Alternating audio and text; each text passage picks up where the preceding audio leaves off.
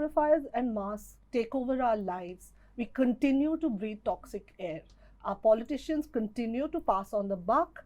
The judiciary continues to wrap them on their knuckles. There has been a groundswell of support for better air quality, and yet things remain the same. How do we find the solution to air pollution? And with me today, I have a panel here. I have Aarti Khosla from Climate Trends, Abhilasha Purwar, she's the founder of Blue Sky Analytics, and Karthik Ganesan from CEEW. Karthik, I'm going to start with you first. What is the contribution of the power sector to Delhi's air pollution? So, I would have loved for you to ask a question about power sector's contribution to India's air pollution, because I think that's the bigger question. As far as Delhi is concerned, power sector is probably very minimal. I think we've got plants. We've got about 33 units in the vicinity of Delhi itself, out of which 2 are compliant with the norms that have been announced recently. But pan-India, about 15% of the particulate matter that you sort of the source would probably be attributable to power plants, so which is not a small number by any means. And these are like what, 400, 500 units. So it's really 400, 500 sources, and then you shut them off, or when I say shut them off, you mean if you filter them properly, and if you trap it, you're done with it, right? So 15% you can potentially control. And more importantly, power plants also are a source of sulfur dioxide and NOx, which are precursors to particulate matter, right? Which means if you address that as well, then you get a significantly bigger gain as well. So that way, I think power sector is very, very important. And should be addressed. And there are rules in place. The reason I asked you was because the conversation around air pollution has typically centered around Delhi. It should not have been that way, but that's something we'll also discuss with Aarti. But the fact that the government's saying that we shut down Badarpur, we've moved power plants out, that's something which China did as well. Would you say these are good policy decisions? Not really, because at the end of the day, pollution knows no boundaries, right? And if you cite it in a place where it just comes right back at you, it doesn't really change much, right? And that's basically what has happened with brick kilns, which is another big user of coal, right? They were dotting the landscape probably close to NCR some time back, and you moved many of them out, and now they're on the way to Agra, and yet it contributes in some way to Delhi's air quality and contributes throughout the country. Industrial pollution as well. So Delhi moved all the industries out. And again, it's come right back in because, Gurgaon is not as regulated. Right? So you're saying that what they did was they moved out of Delhi, but they moved to Gurgaon, or they moved to Rewari. Just in the outskirts, exactly. Right. So I don't think such a simple solution of moving it out really makes that much of a difference. I mean, if you were to sort of really give it a thought and think about, whether this is downwind and what the actual, movement of pollution from those areas is, then, on that scientific basis, you might get some advantages. Right. But without doing that analysis, which presumably wasn't done, right? Because, wind patterns change constantly and nobody's actually analyzed it properly. We are still facing the impacts of all the industries that moved out of Delhi, but still are contributing a lot to Delhi's air pollution itself. Okay, we are going to come to the solutions. Aarti, let me start by asking you, you've been looking at the media landscape. Media is in fact been, I would say, leading the battle on air pollution. Stories every day. I see that, mainstream dailies who would otherwise never have environment reporters, 3 to 4 reporters are filing stories daily. Good thing. How challenging was it to make this happen? So first of all, as you know, the media space itself is so crowded, and we are competing with a share of voice which moves from politics to entertainment, and a lot of other issues take precedence even when we are looking at environmental issues. People find more resonance sometimes with water pollution, river pollution, and things that they have traditionally been used to. And in that sense, air quality and poor air quality has been a very invisible problem which citizens haven't realized till 3 or 4 years back, when it just hit them in the face. But I think it also got combined with, at that point, not just media activism, but judicial activism. And, both of them together created that window of opportunity for the campaign to then roll. And of course, it was a combination of the civil society also coming forward and talking about it a lot. But I think clearly there has been some work which has gone into even widening the net of media who can write about this issue. I clearly know about 4 years back, there were a handful of people, and some of them who are traditionally covering environment who would write about it, but now those covering health cover air pollution more than the other reporters. Those covering auto sector are willing to write about it with reference to transport and mobility, and even sometimes electric cars, and sometimes those even covering the energy beat from the point of view of renewables and long-term solutions. So I just feel that simply because air quality has been such a subject that it offered so many intersections and entry points, there was interest among the media and the public itself, but there was work that was needed even to simplify data, and sometimes the numbers left a very big mark on, and I'm not saying that numbers are always effective. Sometimes there has been a fatigue in terms of how many million people are dying, and I think and 50 cigarettes a day. Exactly. I mean, that has been a statistic, which is it's like climate change. It causes a lot of doom and gloom. So that the alarmism has been there. The numbers, in terms of data, which has been very powerful, has played its role. I think playing the spaces was important, also building the capacity of media outside of Delhi alone to talk about this as not just a Delhi problem, but also a pan-India problem. And second of all, not just an urban problem, but also equally or worse, a rural problem. So these are many narratives, I think, which played next to each other, but just playing those narratives up, demolishing certain other ones and creating new ones has been a good way to bring this front and center of debate. Excellent. I think you've set out the map for us as far as the media landscape is concerned. Abhilasha, if I can come to you now, from Yale, you could have set up your own organization. You could have worked for any organization, earned millions of dollars. What are you doing with a startup on air pollution? How did that happen? So actually, both of these guys have almost like pointed me into that direction and pointed the discussion. Karthik said, we move the industries out. We move the industries. First of all, when you move the industries out and they pollute, they are effectively hurting, harming, killing somebody. Right. We don't care about our rural populations. That's a different matter. We only care about Delhi, but still that's happening. The second thing is that all of these problems you will find have roots in larger economics, larger failure of economic systems. So if you extract back yourself, like take like 10 steps back and think, draw on a chartboard, like why is this happening fundamentally? And if I have to pour money and change it, how will I do it? I think in India, we have been sort of still stuck into economics of 1970s when it comes to agriculture. And we are not moving that fast into like 2020 when it comes to like adding technology. Industries eventually need to first modernize and then phase out of the economy. We can't become a $2 trillion economy. I mean, already we are a service economy. Already most of the GDP output comes from 4 places, which is like Bangalore, Gurgaon, Bombay, and Pune, right? So already, like if you look at the crop fires and the rice problem, it's a $2 billion annual export contribution. That's like 2 unicorns. Right? Like, I mean, like my friends have created that much amount of like economic output. So if you think about like, I think Punjab. But isn't it, sorry to interrupt you there, but it's not just about economic output. They're livelihoods of thousands of people. Farmers. And which have to be transformed. So which have to be transformed. Like, I mean, Right. I think our reliance on the agri economy, about 49% of labor force in agri, contributing like less than 20% to GDP. We have to like rethink about those things, and we have to move them to a different sector. We can't just move industries out. We have to update and modernize our industries. And we have to find ways for money to go into these places so that they modernize. 500 coal power plants, they need to invest certain amount of money into air pollution control equipment to not pollute. Okay.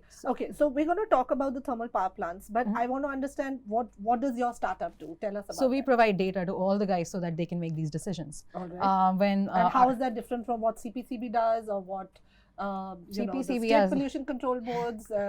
Exactly. take us through that. CPCB does not always employ essentially data scientists, data engineers, computer engineers. For the longest time, I would say environmental monitoring sector has had no innovation. Like manual monitoring in 2020 has to be a joke, right?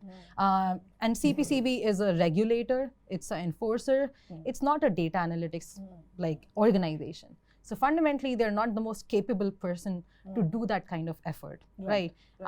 We can do it at fraction of the cost. Like, I mean, we do all these number crunching to like sell more mascara to women. We can do it to solve air pollution also, right? Yeah, I know. So we mascara or air purifier. Or air purifiers, right? So we can we burn about 20 to 35 million tons in Punjab in few months. Pan India, we have about 300 million tons of crop waste that we produce. You know, we could put numbers in place and crunch those numbers to figure out how to use those crop waste into raw materials and not just burn it up in air. So we came from a complete data angle.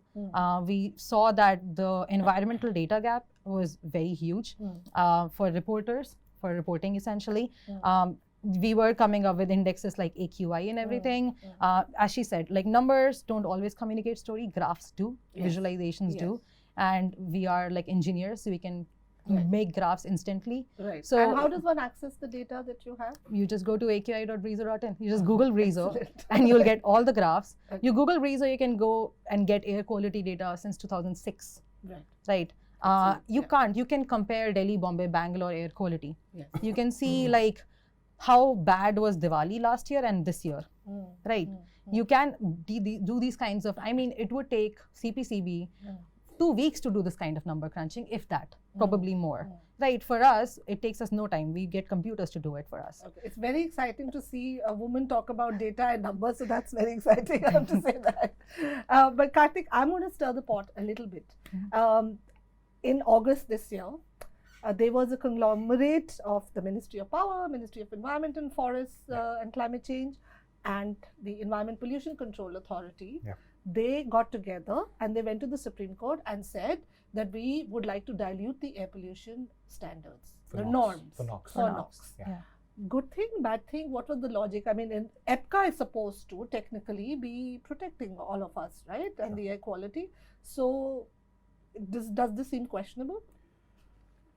Absolutely. I mean, in fact, it's not very clear. I mean, EPCA, as you know, I think has not lived up to the promise of the institution that it was meant to represent when it was created. While we believe there was an affidavit submitted that there is consensus within the EPCA that the dilution of the standard is legit and that it is indeed in broader public interest given the constraints that we're faced with. We have not yet been able to access that affidavit per se. Right. So I'm not certain what the basis really was. The case that was presented to the Supreme Court by Ministry of Power was that BHEL being the primary supplier of technology to most of the power plants that need retrofitting was constrained by the fact that its boilers, when retrofitted, could not reduce it beyond 450. Right. Even if that were the case, the data that was provided suggested that many of the power plants, even without the retrofits, were meeting a standard that was better than that. Right. Even if SCR and SNCR, which are the two technologies that are expensive, which are being tried on Indian coal, were not as efficient in the Indian context. The fact remains that spending about 15-16 paise or even less, right, to do the retrofit for NOx, at the end of the day, that's what it will cost you. Even if it gave you a very, not as inefficient a way of removing NOx, the benefits of actually removing whatever you can far outweigh this cost. Right. That's what matters. Here is not the time to penny pinch and say, is this can I get it done at a lower cost? Right? Will this yield as much benefit? It yields benefit primarily through health. And that's what saddens me, because here is the Supreme Court saying we need to do something, and here are all these institutions that got together and said, let's relax the standards. Correct. So I still don't get it, why it happened. I think the most important part, in fact, the saddest part for me is that MOP, takes a dig at CPCB's SEM system and says this is a system that's broken, it doesn't work. Now, if it is broken, right, then we need to fix that, because at the end of the day, in fact, the argument that we make in studies that we've done is that if money spent in retrofitting power plants, right, has to be recovered from the people through tariffs, then there needs to be information that needs to go to the electricity regulator to say that I've expended this much money and I've actually brought down pollution by this much. Because that's the only way the regulator says, oh, you've done that. Right. Now I'll approve these costs. You can recover them from the consumers. Yes. Today's legislations do not actually allow for any of the SEMS data to actually be used in any decision making. Right. Which means that there is absolutely no proof that the power plants actually did anything with the investments they made. Yes. Right. Good point. So it is possible that a Vindhyachal Unit 13, Stage 5 like plant, which was retrofitted last April, stopped functioning by August last year. FGD retrofit. Right. What was the reason? Because they went ahead and chose a certain kind of rubber that basically gave way within 3 months, Right. and the FGD system broke. Now, they spent 250 crores of money, and they're recovering that possibly in tariff over the course of the year without actually cleaning Making the air it to the in. extent that they should have. Okay. Right? So these are, I think, Yeah, I big think- challenges, and I think there's massive regulatory changes that are required Yes. in the way data is made available Yes. to enable the system to function properly. Good point. We're now come nearly to the end of this conversation, but I think I'm going to play a game with all of you. And it's very simple. Imagine you're stuck in an elevator with the environment minister. You have to make an elevator pitch to him. What are the 3 top things you would say to him that need to be done immediately? We'll start with you, Karthik. Yeah, I think the first thing is give a sort of a credible threat to power plants, saying that by the 1st of January 2023, if you do not have clear signs of having implemented or in the process of implementing the norms, you will not be able to sell power to any of the people you've signed PPAs with. That's number one. Okay. Right? That's for power plants. That's a lot. The second one that I would say is Yes. figure out a way of basically making LPG Yes. more of a pay-as-you-go model for large parts of rural India, because the current model of the 14 kg cylinder is not necessarily working. There are things that are kind of underway. There is tech that's being looked at for pay-as-you-go models, but it's not being rolled out at the pace at which I think we want. Yeah. And I think the third and the final one is, let's be clear about the way, I think the most important part, I think, actually is fixing the distribution companies, right? So that they can actually recover money from the public, which will then give more incentives for investment in cleaner production of electricity, whether it's through renewable energy or for investments through retrofitting technologies like pollution control technologies, right? Because only if you do the investment will you actually be able to recover it through those tariffs. So I think these are the 3 things that I would say. 3 suggestions. Not necessarily all within the ambit of the MOEFCC, but I think he needs to recognize that all of these impact his job on a daily basis. Exactly. Exactly. Abhilasha. I think I would just say one thing to him, that let's do a one-day session, bring MNRE, Yes. MOP, and Ministry of Agriculture in the room, and let's sit down. Because the roots of the problem start with Agri, they move to MOP, and they move to MNRE as well. Right. You have to really bring them into the picture. Without that, you can't. And I would also urge them to bring a lot of startup ecosystem into the play, because if you are looking at activating these systems, bringing these innovation, they're not going to happen in silo. You have to allocate serious amount of investments.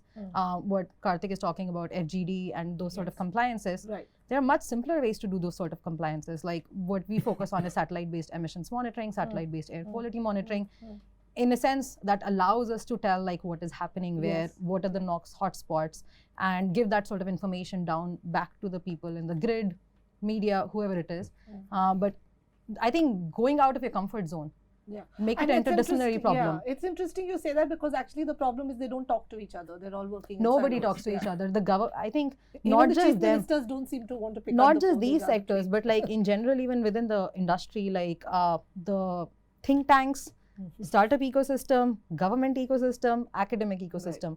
All of these 4 guys don't talk to each other, right? So first of all, like everybody has to get into the same room, right? Just Okay, like here. Good suggestion. All right. Aarti, I'm going to give you the last word. You know, with the media, it's been a good run, but there are always challenges in terms of messaging, in terms of solutions. Sure. What do you see the future, and what would you say to the environment minister? Well, I think to the environment minister, it's important to put the onus on them in terms of their responsibility. Even politically, we are in a situation where, the government the party came with a very strong mandate. And I think the one thing to be told to them is that there was enough public anger at this time. Yes. So it's better if you channelize it in a proper way and don't either let it dissipate or make it be very negative. So it is the responsibility to at least recognize the issue. And air pollution offers a very good point in some sense as a way to tackle many other issues on which the government wants to be looking good. We want to be looking good on 105 gigawatts, which we have done 450 already. We want to be looking good on climate ambition, on the solar stuff and all of that. Smart cities, So I think there has to be a link between how we internationally and diplomatically message our game and how we domestically treat it. And that link has to come. And I think I would only say that to him. Okay, that's a good point. The dichotomy between what we do internationally and our commitments even locally. Okay, thank you all so much for coming here, and hopefully we will find a solution to air pollution If not in the next year, hopefully in the next 2 to 3 years. Thank you for joining us.